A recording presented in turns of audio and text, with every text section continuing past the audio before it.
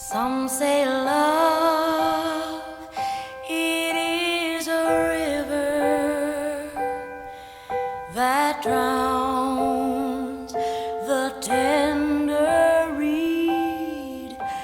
Some say love, it is a razor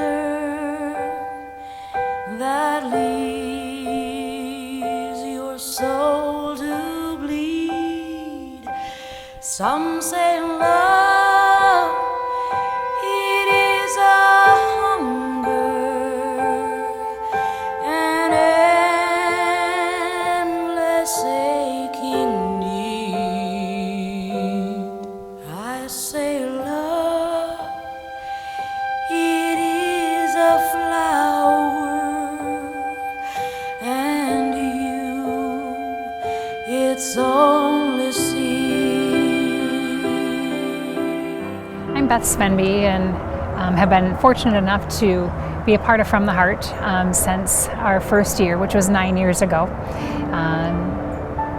The race came to me one night in a dream, and I wanted to help out an individual that I didn't know at the time, but I did have a chance to meet with later on. A lady who was a mom herself and had 3 children and was on her journey with cancer.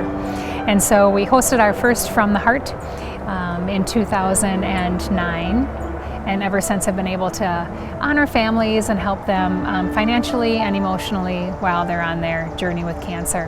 This year was no different. We went and went up to our 30th family this year, and so with our 4 recipient families we hit that 30 mark, and we'll give away well over $300,000 in our time together as a From the Heart committee. Hi, I'm Marcy Fensky, and this is my husband, John. On July 29th, I received a phone call from our local doctor that I had invasive ductal carcinoma, which is a form of breast cancer. My name is Matt Ratzloff, and I was diagnosed in January 2017 with acute myeloid leukemia. My name is Nick Larson, diagnosed with stage 4 renal cell carcinoma, December 15th, 2015. My name is Terry Gross, and I was diagnosed August 19th with ovarian cancer. Approximately a week later, I was in Rochester for a consult, and then that following Monday, they did surgery, pretty lengthy surgery. Approximately 3 weeks later, following a recovery, I started chemotherapy, which was an 18-week program. Right when I was diagnosed on January 26th, I was too sick to start chemo right away, so I had to wait about 2 weeks to start chemo for the pneumonia to go down because my lungs were filled with fluid and it was just a really bad situation. So around middle of February, I started my first treatment of chemo. At the start, I had 95% cancer cells in my body, and then after the first treatment, I only had 2%. They wanted me to be down to 0, so they did another treatment about a week later, and we finally got those results back, and it came back that I had 0 cancer cells in my body, so technically I was in remission. But the thing with leukemia is it's a blood cancer, so to really cure the cancer, you need a stem cell transplant. It was December 15th, 2015. I was at work around noon to 2 in the afternoon. My back started to hurt. Drove myself to Owatonna emergency room, got a CAT scan, CT scan, found out they found something on my kidney. Then when they took me over to Rochester, because it was very suspicious for cancer, by ambulance, did some more tests, and that's basically when I found out I had kidney cancer, and they needed to remove it or start treatments, and I decided to get it removed right away, being how big it was. So we got rid of it 2 days later on the 17th, and then I've been through some pretty high-dose IL-2 treatment,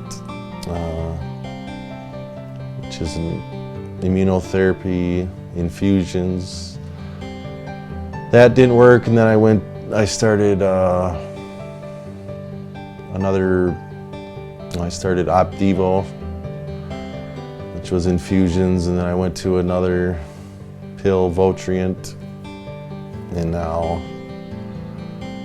I'm looking at maybe getting some radiation to get rid of the spots that went to my lungs, or I forget what it's called, but it's either this hot, freeze it, or use heat to get rid of it. Maybe have surgery to get those parts of my lung removed. I guess it also did spread to my brain, had some seizures. Yeah, not been fun, but we're doing it. Towards the end of July, I had found a lump in my breast, and I knew I needed to go in, and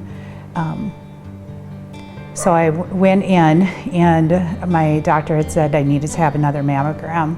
So I went over to Rochester Mayo, and there I had a mammogram, and they decided to do an ultrasound. I stayed a little bit longer, and they decided to do a biopsy of the lump.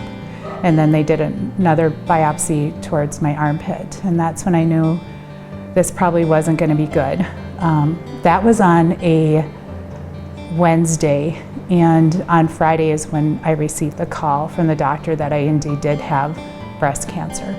This race would not be possible without the hundreds of volunteers that we have help us each and every year. And one of the nicest things about the volunteers is not only have some of our volunteers been with us the entire 9 years, which is very special and dear to our hearts, but we also have many of our former recipients that were volunteers prior to becoming a recipient, and since have volunteered even after being a recipient. Everybody that works for this race is a volunteer.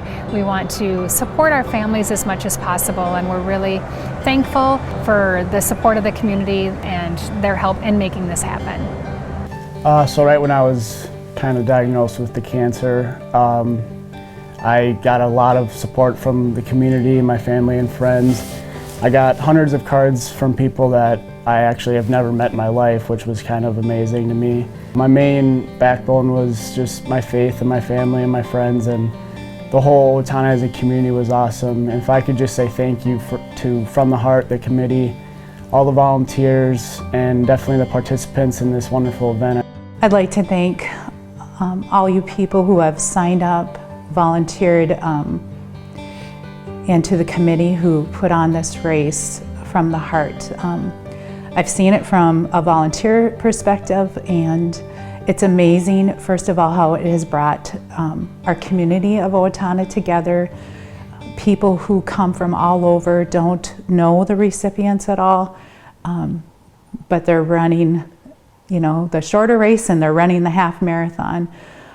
It's incredible to see that. I would really like to thank all the sponsors and the committee members that put this together. It's just overwhelming. I was very honored to think that Owatonna, the community, had picked me as one of the recipients. I'd like to thank the committee from the heart. They do a wonderful job every year. It's like a half-a-year process. It's not just a couple weekends like it might look like. It's a lot more to it than that, and everybody involved, we appreciate it. I mean, from the spaghetti dinner, it's just amazing. Yeah, it's a good cause. While I personally have not been on a journey with cancer, I was able to be a part and witness my mom's journey with cancer several years ago, and do know that once you're on that journey, it's something that changes your life forever, and you become a different person from all that you've experienced in many positive ways. Each year at our race, we like to have all of our cancer survivors come forward and receive a special medal. This medal is just not about having gone on that journey. This medal is about the person that they become and their willingness to come out and support others as they battle this significant disease. As a runner myself, sometimes it's the little things along the race course that keep you motivated to keep running, especially when you're doing a half marathon, those 13.1 miles. And so we do work with the high school student council the night before the race. They go out and they put little signs, motivational signs and sayings along the race course. And we want to thank them for all that they've done for us. They've done that for us each of the 9 years that we have had our race. And those little things make a difference and can keep the runners motivated all the way to the end. When I was first diagnosed with breast cancer, I have always said, I'm a woman of faith and daughter of the King. And because of that, no matter where this path leads me, I know that He is with me no matter where it goes.